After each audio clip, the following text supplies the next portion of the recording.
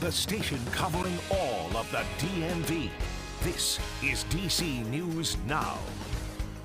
Coming up on the news at noon, a community continues to mourn. We go to the funeral held for 13-year-old Karan Blake, the youngest homicide victim in D.C. this year.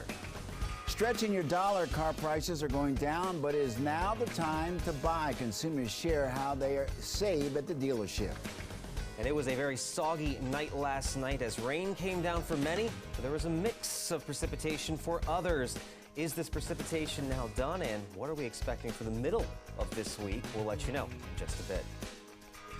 Thank you, Damon, and good afternoon, and thank you for joining us for DC News Now at noon. I'm Mark Hall. Developing now, family and friends gathered and are celebrating the life of 13-year-old Karan Blake. His death shocked the community and sparked controversy. Here's DC News Now's Lex Juarez with more. It's a hard day for Karan Blake's loved ones as they say their final goodbyes here at Israel Baptist Church. A big crowd came out to honor Blake and celebrate his life. Most of the people, teenagers just like him. The 13-year-old was shot and killed at the beginning of this month in Northeast D.C. The homeowner who shot him says he saw Blake trying to break into cars in his neighborhood.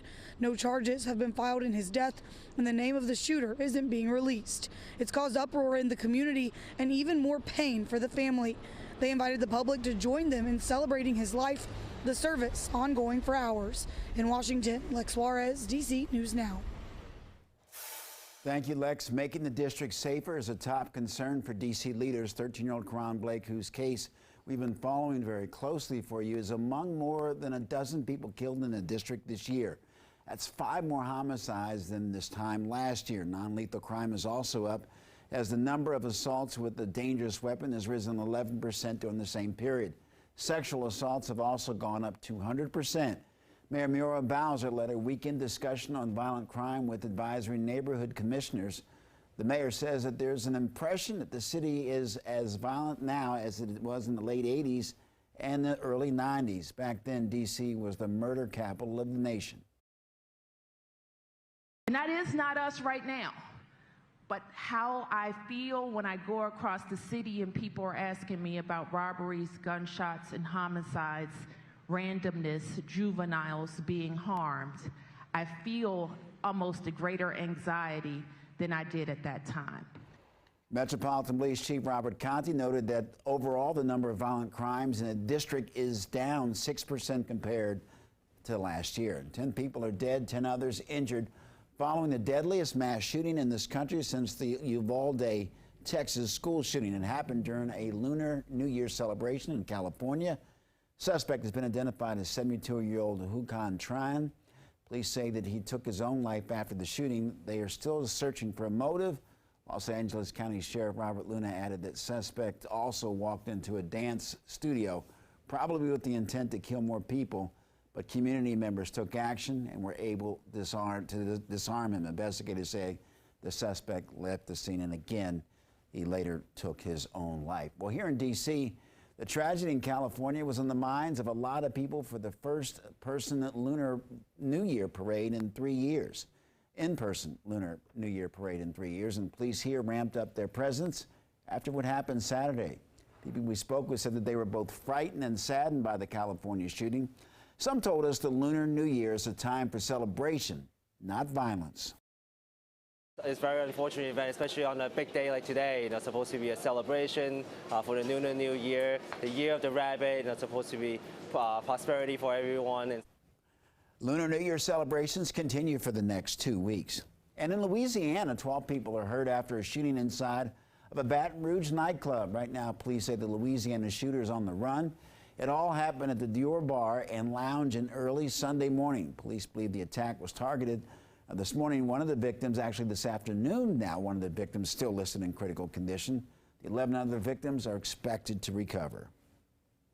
Well, police are looking for any information leading to 29-year-old Catherine Michelle Rano. Rano was last seen yesterday afternoon leaving her parents' house in Silver Spring, Maryland. She is 5 feet tall, 160 pounds, and may be driving a black 2018 Ford Explorer. Rano was last seen wearing a pink and red winter coat. If anyone has information on her, they're encouraged to call police.